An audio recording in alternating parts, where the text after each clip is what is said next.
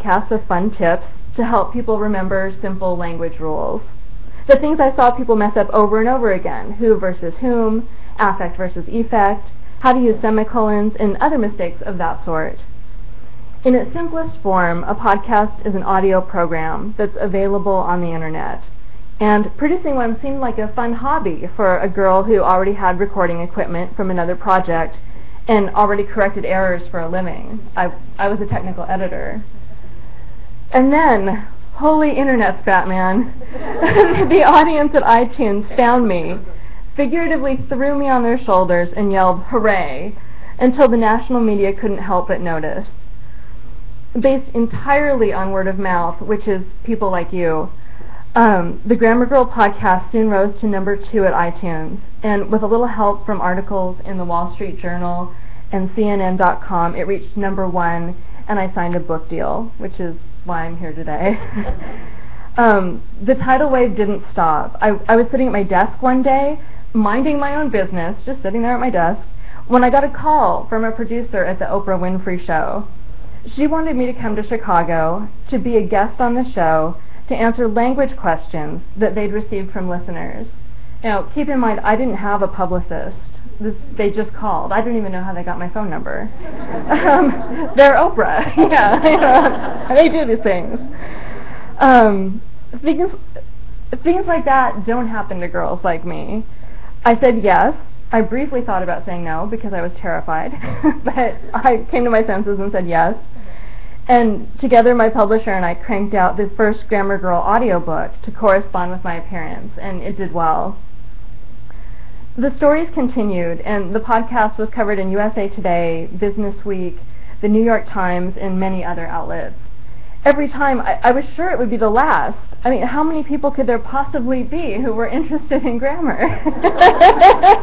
But so far they've kept coming, as you're all a testament to. All the while, I continued to put out a free show each week with a quick and dirty tip to help people write better, produce an email newsletter with an additional tip, and oversee the entire Quick and Dirty Tips network, which has grown out of the original Grammar Girl series. And just so you know, this woman right here in the blue and green, that's the Mighty Mommy from the Quick and Dirty Tips podcast network. This book is not intended to be a comprehensive guide like the Chicago Manual of Style or Garner's Modern American Usage, which are both useful for truly professional writers. This is a practical guide for everyday writers. I once gave everyone on my Christmas list batteries and film. So I'm nothing if not practical. So I'm giving you the batteries and film of language, the things everyone will use. I won't have my tips returned for cash or hiding on the closet shelf to be hauled out when I come over for dinner. My philosophy is that learning about language should be fun, and I'm not in this for the thrill of running the metaphorical red pen through email messages or blog posts. Although writing badly is like dressing in lime skorts and an orange plaid sweater, people notice. Publicly correcting a stranger's writing is rude as asking someone with a fashion problem, "Do you think you look good when you got dressed this morning?" I would do neither. And instead, I hope to raise the waters of good writing by distributing quick and dirty tips as widely as possible. Really, I can't resist. I get flashes of fun memory tricks, funny phrases, and stories about aardvark and squiggly, the yellow snail and the blue aardvark, for those of you who know or don't know.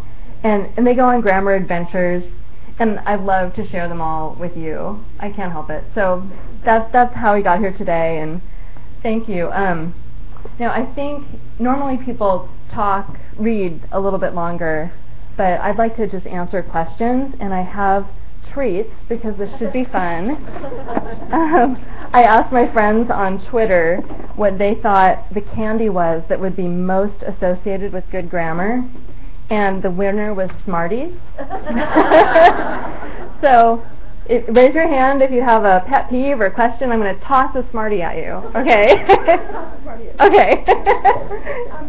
I was an English major, and so I used to hold apostrophes dear to my heart. Mm-hmm. But over the years, I come to see them so it be just as easy if we got rid of them and people wouldn't feel insecure and tricked by apostrophe? Oh my gosh. I fear the crowd may turn on you. I won't